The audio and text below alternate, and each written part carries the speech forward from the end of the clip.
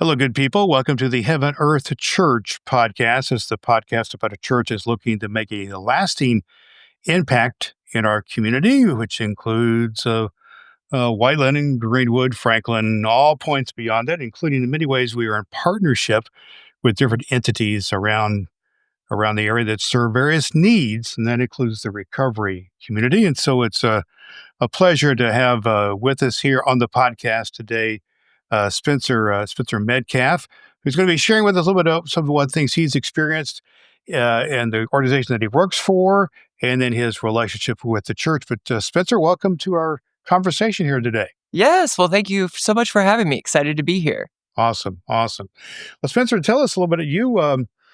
Let's kind of talk for a second about who you work for and with, and then we're going to talk about how you got there and how a little bit of the church journey was a part of that process too. Tell me a little bit about the organization that you work for and what you do there. Yeah, absolutely. So I currently work for an organization called Spark Recovery. We are an outpatient recovery center on the north side of Indianapolis. So we're actually just right off of 96th and Meridian. And we're providing outpatient therapy and services to clients with substance use disorder, often in early recovery. And then we also have another company called Reverie Sober Living. So we recently just opened that. And so we're providing the housing and the clinical treatment. And so I've been out there for a little over a year and started out really in the community side of things, doing business development, fostering and strengthening community partnerships and things like that.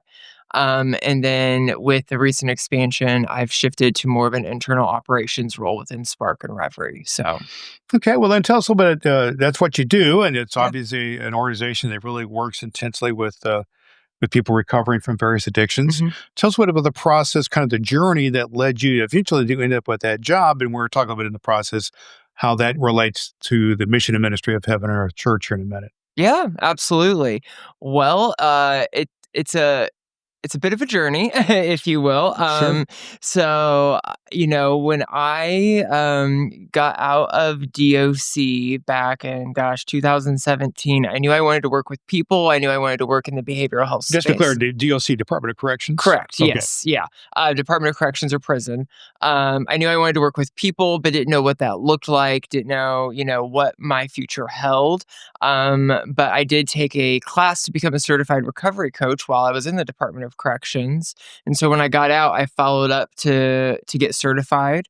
And so I would say about a year or so post-release, I got certified as a recovery coach and have been working within the behavioral health substance use space ever since. My first, starting point with that specific job was I worked in a small outpatient clinic in downtown Indianapolis. I did that for about 6 months. And my real takeoff or launch off point was my job at IU Health. So after about 6 months at the small outpatient clinic, I got a job at IU Health. They got a lot of grant money, both state and federal, to essentially put recovery coaches in all 15 of their emergency departments across the state. So I helped oversee that team and supervise it to be able to provide essentially crisis use assessments and all of those in various emergency departments. And then my team would then help those folks that were struggling get into treatment or recovery resources or access to other community care needs. And you became a part of this, at least in part because you were served by similar services. Is that right? Yes, absolutely. Because yes. We can go as deep in this as you want to or feel comfortable doing, but you needed those services because you had your own addiction issues. Do you want to say anything about that in terms of how that kind of led you to where that's a part of the story is what I'm trying to say? Absolutely. Yes. Yeah. My, addiction started at the age of 16. I tell people I am the golden child of the opioid epidemic. If you think of things like, the Oxycontin crisis and the overprescribing of Vicodin, that is my generation. That is, a lot of my youth story. So, of course, started with things, quote unquote, as benign as, alcohol or marijuana. But the thing that really stuck with me or that I really, latched onto was the opioids. Mm-hmm. I remember the first time I took an opioid. I wasn't familiar with like the names or anything, but I remember taking it, and about 10, 15 minutes after taking it, I remember the feeling it gave me. And I remember never not wanting to feel like that again. Yeah. And I asked my friend, I said, "What is this called? And how do we get more?" Mhm. Right? I mean, and Right. there's a very clear moment in my life at that moment where I chased it for 10 years. So the actual aspect of addiction, physical otherwise, was a pretty, pretty early on instantaneous. It wasn't like a gradual leading up. You kind of dived in. Is that right? Correct. Yeah, absolutely. And so that led you to in a pathway that eventually land you in the Department of Corrections, and kind of goes back to the journey we mentioned there Yes. as well. Let's talk for a minute, Spencer, then about how the recovery process, I believe, as I've experienced with people in my life and people I've known in my ministry, I'm a retired pastor who've gone through it. Each time anybody recovers and gets on the journey of recovery, it is a miraculous situation because so many people do get, kind of go down to a vortex of that leads to demise that's pretty bad. Is that Absolutely. am I accurate? Now, I'm speaking, not trying to speak for you, but is that an accurate representation of your experience as well? Oh yeah, I know. I would absolutely agree with you that there's only a few ways that addiction really ends, right? And most of them aren't pretty. Hmm. I unfortunately I think that folks achieving recovery, even if temporary, still seems to be like the smaller percentage. A lot of folks, like you, to your point, get sucked up in that vortex of further illness or death or insane asylums or what have you. Yeah, and the people around them get sucked into that too. Mhm. Family, friends, other societal entities. They all get impacted by that, right? Yes. Oh, absolutely. Well, let's talk for a second then about how somehow made a connection with the mission and ministry of HeavenEarth Church, Mhm.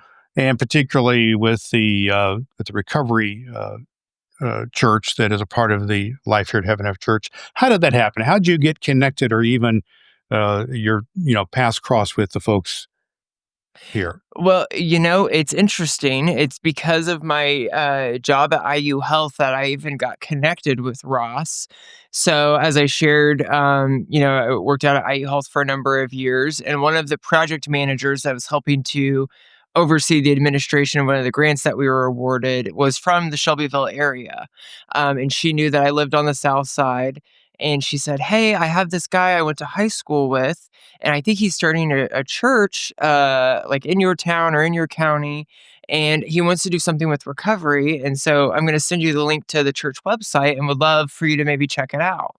I thought, okay, well, why not? Any resource is a good resource, right? And so I remember going to HeavenEarth's. I believe it was just like the website and signing up for the mailing list and, kind of poking around on there. I think at that time the website was pretty bare bones. This is before COVID, so gosh, over 5 years ago at that point. Um, and so I remember signing up for the mailing list, but then, I mean, it probably wasn't 30 minutes or an hour after I signed up for the mailing list, I got another email from the pastor, this Ross Stackhouse guy, saying, "Hey, I see you signed up for our email list. I'd love to, meet with you and learn how you heard about us and just get a better understanding of what you're doing."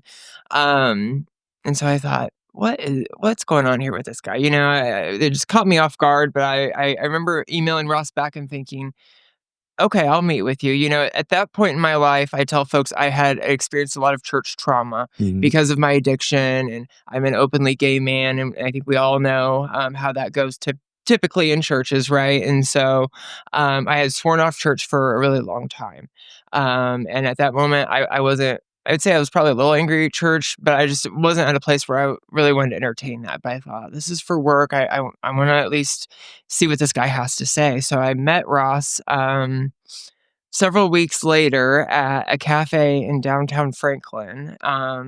And I remember telling my mom, like, I'm going to meet this pastor from a church. He wants to do something with recovery. And everyone thought I was crazy because they knew kind of my stance at that Right, moment. right. And I remember So people meeting. in your circle, family, knew you had some, not good church experiences. That, Correct. Absolutely. Yeah. And so I, met with Ross, and I remember very early off in the conversation just thinking, this guy is genuine. You could sense and feel that the genuine nature. And we had a great conversation. I think we talked for well over an hour. And at the end of it, he said, we're starting this church. We didn't even have this location yet. They were just meeting weekly at his house. And he's like, but I'd love to have you out there and talk about what it looked like to get, recovery church or incorporate recovery into our church. And so I toyed with it for a while, but I mean, one thing led to another. And all of a sudden, I'm going to Ross's house once a week, meet with a small group of people. And then right before COVID, there was another kind of smaller group of us in recovery that would meet with Ross to talk about what does recovery church look like? How do we incorporate the other tenets of recovery programs and recovery principles into our own recovery church program to support folks, at kind of that intersection of faith and recovery. So did you resonate with that, or did you kind of go, this is kind of contrived, or just didn't quite get it? Tell me how you kind of reacted kind of viscerally when you're talking about this whole recovery church thing. Yeah. Well, I feel like there are some great programs out there that have kind of like that concept of recovery church. And what really attracted me to, kind of Ross's vision and what we're doing out here was that it wasn't so much this you have to believe our way or the highway type thing. Like, this is the way it is. It's a come in where you're at and we'll walk on this journey with you. And I really appreciated that because what I've found in my own recovery journey and being in and around recovery for a while is everyone's at a different level or playing field, right? When it comes to their own religious or spiritual journey. And so I think being able to offer a space that's safe and allowing folks to ask the difficult questions and kind of wrestle and struggle with that both alone but together is a very special place. Mhm. And so I liked that is something that Ross wanted to do and that we wanted to be able to offer here at HeavenEarth's Yeah. Church. So at that time, and then in your journey, having said you'd had some unhappy experiences there, what did you see spirituality's role to play in recovery? What I mean to say by that is there are some people who really, that's a part of, it's a piece of AA's 12-step programs and so on. But I know people have different levels of understanding the importance of that. What was your kind of view of the role of spirituality in recovery overall, and maybe with your particular situation? Yeah, I mean, I think from my own personal perspective, I think spirituality plays a very big piece in a person's journey of recovery.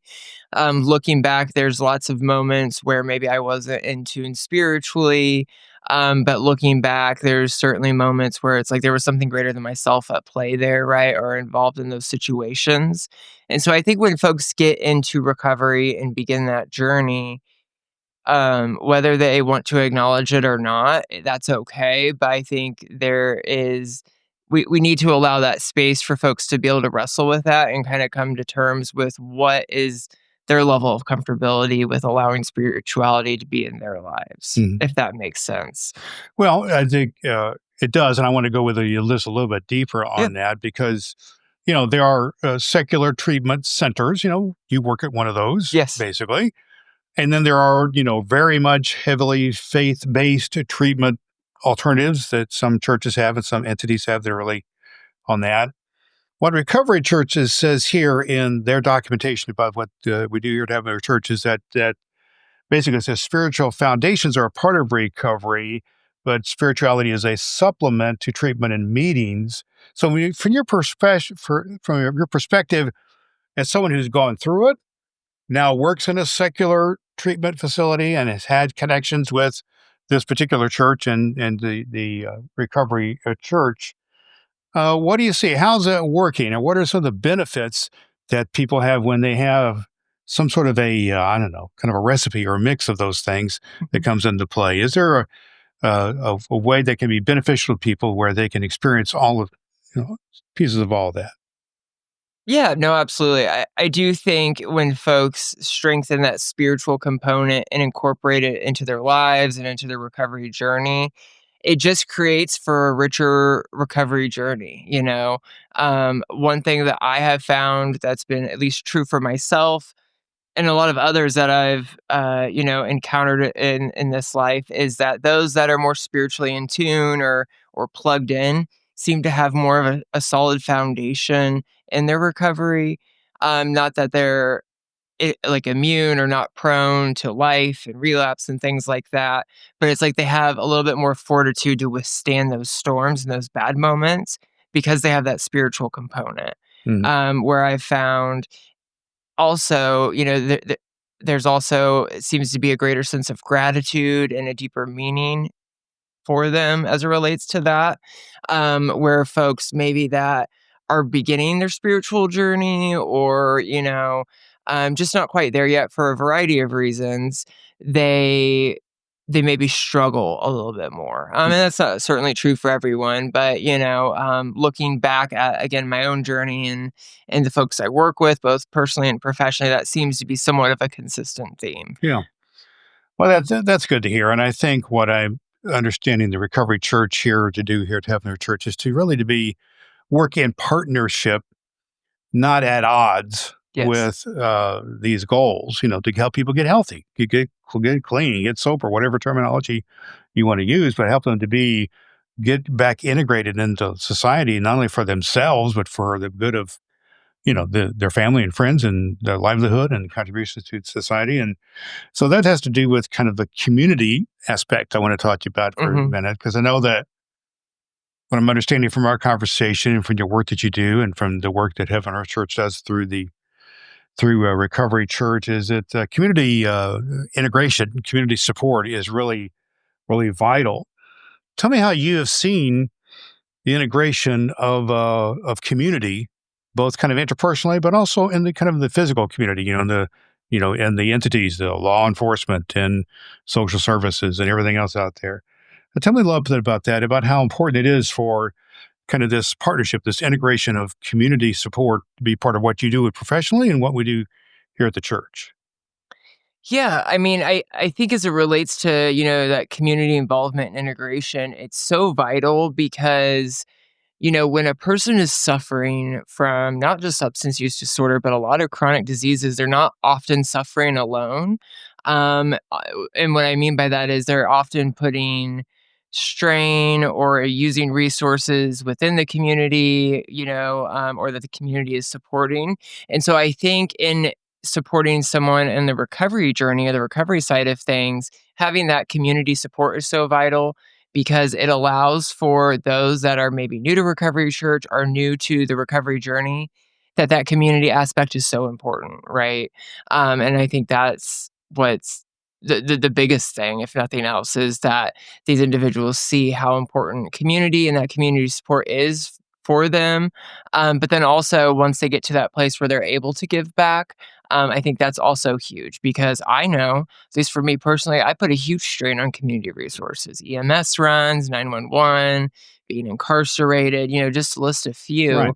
And so to be able to do, community service projects or be the be a reliable person for a local officer to call and say, "Hey, I just went on a run and I just talked to Johnny Smith and he needs treatment. Can you help?" But being that person to be able to help facilitate that um, is huge. You know what I mean? That's almost Yeah. priceless of being able to give back. Well, So it's kind of the difference between basically, uh, terminology may not be the best, but being a drain on society and then being an asset. correct. Yeah. And that's an important aspect, I believe. And I believe that's kind of the value of partnerships that Heaven Earth Church has a part to play in that. And this church is built on, several pillars of understanding, doctrinal statements of some sort or another, but a couple of them have to do with being a safe, non-judgmental space. Hmm. And churches are sometimes not known as that. Sometimes they are known as a not safe, judgmental space. But I'm going to ask you, you mentioned about your connection with the pastor, Ross Stackhouse, but you've also had interactions with other people in the congregation, not only with Recovery Church, but with the worshiping body and other folks connected to the church. What's your experience about Heaven Earth Church in terms of that pillar? Are they living up to that pillar of being a safe, non-judgmental space? Are they living up to it? And if so, how have you experienced that? Yeah. I mean, I could be biased, but I think that, the overall congregational body of HeavenEarth Church does a great job of living up to that. I lovingly, and I've heard, I think other people talk about it, we're kind of like a bunch of misfits brought together. And so I think because of that component, we are all very warm and welcoming and accepting of each other and each other's journeys. And just however you come through that door is who you are. And we're just happy to see you here and be together and be able to worship and praise for an hour, whatever it is. So, everyone that I've come across with my years throughout Heaven Earth Church, I have not felt, this sense of judgment or, being misunderstood or anything like that. I've often always felt like folks are warm and welcoming and excited to see me, but also that it's genuine, right? Because I think we've all been places where, they can roll out the red carpet and maybe present that they're excited, but then when they turn their backs and they're whispering at their friends, what are they really saying? And I Yeah. don't get the sense that that's happening here. I get the sense that folks actually do care.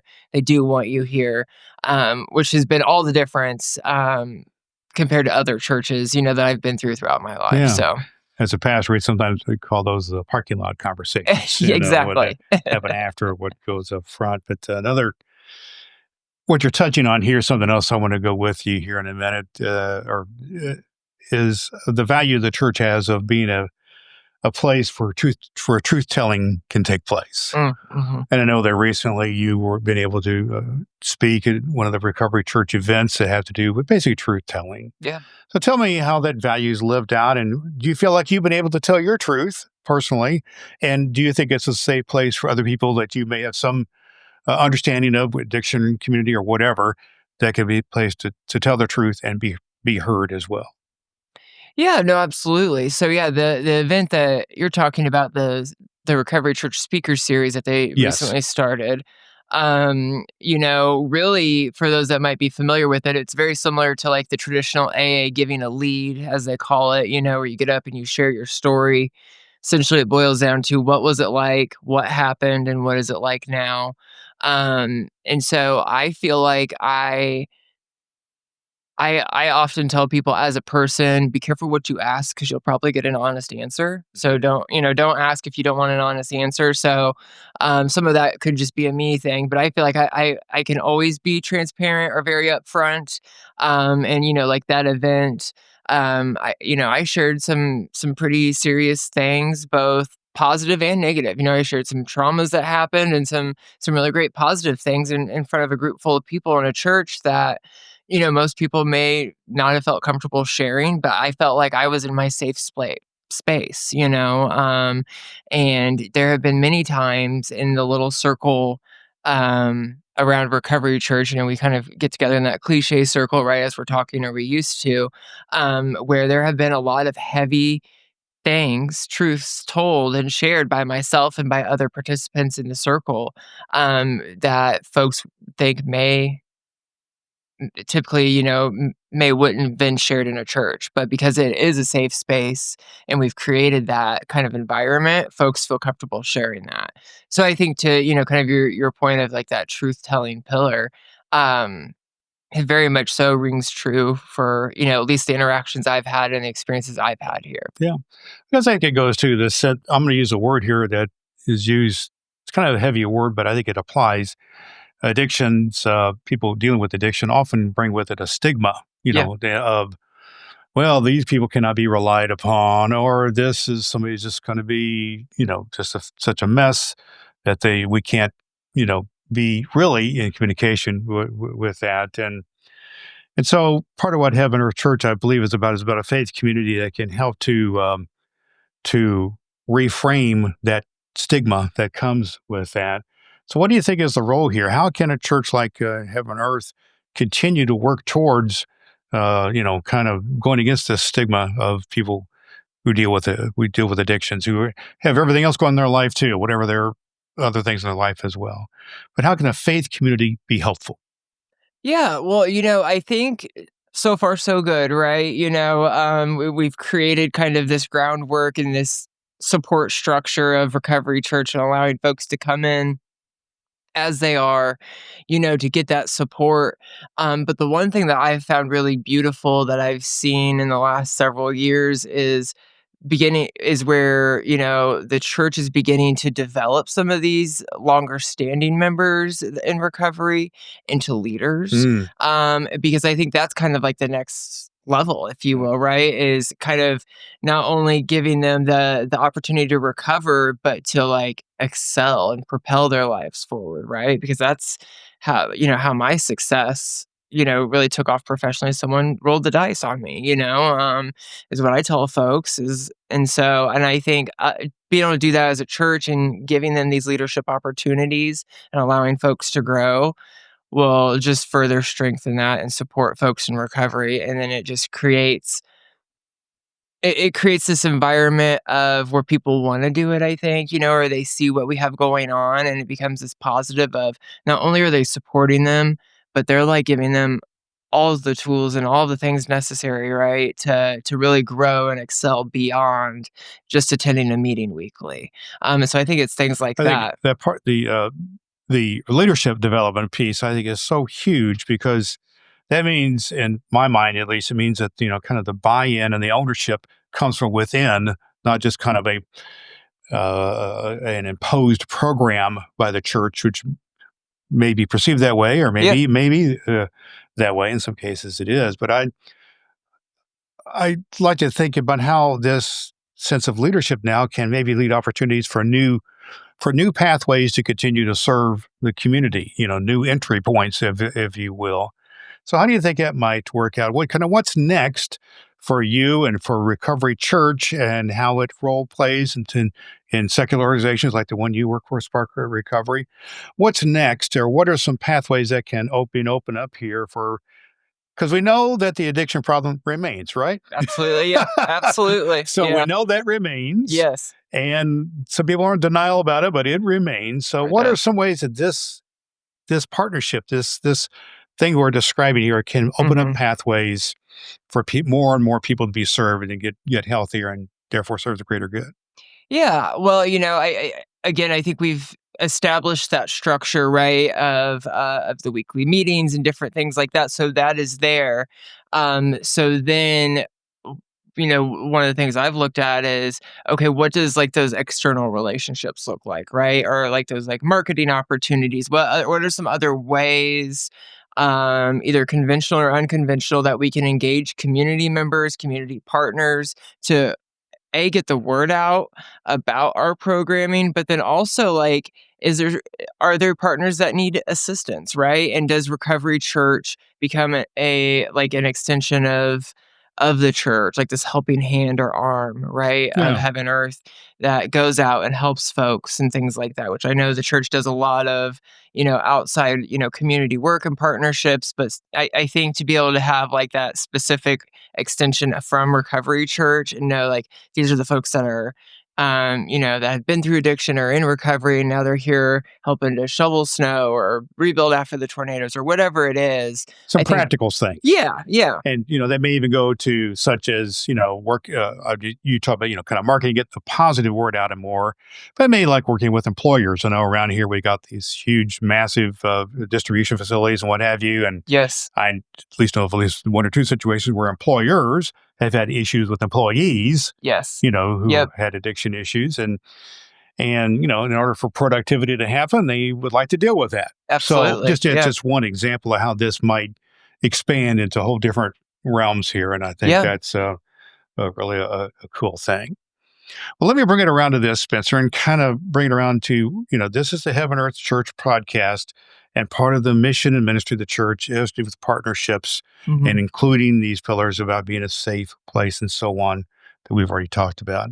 I want to make it kind of personal with you just for a second in the sense of, and I like to ask most people this, what is this the type of place that you would feel comfortable if there's somebody in your life, in your circle of friends or people that you associate with, that has some issue? It doesn't even have to be addiction. It could be Mhm. something else, Yeah. losing your job or going through a divorce or death of the family, any number of things that happen to people. Is this the type of place that you'd feel comfortable inviting them to say, this is a place that you might want to check out? Oh, absolutely. Yeah. I started coming by myself in the beginning, but I eventually brought my mother and my brother. Okay. I've invited several different friends. Maybe most of those haven't had like specific issues or life struggles or things that you've highlighted. But certainly had that interest in seeking or finding kind of a new church home, right? Something that wasn't such like a what I call like the big box church, Right. right? And so I think this offers Heaven Earth offers a very much a unique experience that a lot of us, I think, especially the millennial age, where we're kind of products of that big box church, want something a little bit smaller and intimate, and things like that. So I am always trying to let folks know, I don't want to become what I say, the crazy lunatic, like, come to my church, I'll save you, the person that I may have, looked down upon a few years ago. But I do want people to know that they are welcome. And I'm always happy to join folks and sit next with them in a pew if they don't want to sit alone or if they want to ride. Always happy to do that because it can be scary, Yeah. even if it was scary for me to show up at Ross's house. I think I would have been less scared to show up to a more traditional church, but it's like when you're going to someone's house and meeting in their living room, Right. you're going to have to talk to people, right? Sure. There's no like hiding behind the pew or anything like that. So, yes, all of that to say, I do feel like this place is special and safe, and can really offer, some unique experiences, but ultimately some spiritual healing and growth for anyone that's seeking it, regardless of what their circumstances are. Well, and just to take that's out of your experience now I kind of want Yeah. you to put yourself in that role of, let's just say that there's a person who's watching our conversation here today, Hmm. and they're thinking, okay, that sounds good, man, and I resonate with your story, but I'm really a mess, with addiction or other things like this.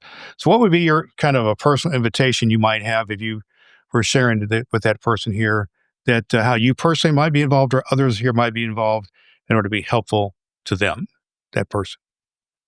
Yeah, I mean, so you're talking about like they're really struggling with their substance use, and maybe Yes. that needs to be Let's addressed. just go there because Yeah. that's your Okay. experience. And Yeah. I mean, I have certainly been there where I have too been a mess. And some days still aren't the greatest, right? We're all human. right, And so I often tell folks that, if that's where they're at and they're interested in even just investigating what options are out there, treatmentatlas.org is a state-ran, website where you can put in what substances you're struggling with, your zip code. It has it has a self-guided questionnaire that helps kind of lead folks to the appropriate avenue. And it's all, of course, anonymous. You can do it on your phone or online, but this kind of allows folks to engage in treatment without having to maybe talk to another human, because that can be really scary in that moment, right? But if you do want help and you do want guidance, you can always reach out to myself, Indiana 211. Staff's recovery coaches. So that often allows for folks to be able to talk to a human, someone in recovery, and allows them to, you know, walk with them, even if it's telephonically through this journey and get them sure. plugged in. And then there's also professional organizations like your Yes. organization you work for. And why don't you share with our folks the website or how people can get a hold of that if they want to go that route? Yeah, no, absolutely. So sparkrecovery.com is the best way to engage with Spark Recovery. And so we are, again, providing outpatient therapy and treatment for folks, but more specific to Johnson County, I am also the board president for a recovery coalition. So if you go to upstreamprevention.org/rise, RISE, you can go there to see our list of activities and events and get plugged into other more local, like Johnson County specific Yeah. resources. Then if people want to somehow get connected with Recovery Church, Hmm. just kind of tell folks how that actually works, what time it is, what would someone experience if they're going to come to want to find out more about Recovery Church here at Yeah. HeavenEarth Church. So, as of right now, it's every Wednesday, 6:30 to 8. So it's here at HeavenEarth Church. I do not know the address, but I'm sure we'll have that posted in the link here for HeavenEarth Church, just across the street from Whiteland High School. But like I said, every Wednesday, just you walk in through the main, kind of doors. Typically, we're meeting in the sanctuary. And each week, the format somewhat changes. Sometimes there might be a speaker, or there might be more of a discussion, or, that somewhat varies. But overall, the format typically is kind of a welcome period with a meal. They do provide a meal each week, which is nice. And then they roll into whether it's, again, the speaker or what have you. And there's always, Ross or the other recovery church leaders here. So always looking for like those new faces or unfamiliar faces. So that way we can make folks feel comfortable and engaged and welcome. So that's a very important thing to help people who are to feel welcome. Absolutely. And Yeah. and not, so much can be so intimidating and that type of thing. So Yes. that's wonderful. I'll just leave it with this. Anything else that you just want to share? Here, Spencer. That I want to share, I typically like to end these things off with that recovery is possible and I am not special. Just reach out and do the work. Trust God and clean house, as they say. I love it. Trust God and clean house. Yes. I love that. Well, we certainly thank you for being with us here today. Our guest here today on the HeavenEarth's Church Podcast, Spencer Medcalf. He's really involved with the Wednesday Night Recovery Church and is on the staff at sparkrecovery.com. And we'll put all the connections to that in our show notes at heavenearthchurch.org. Spencer, thanks for being our guest today. Awesome. Thank you so much.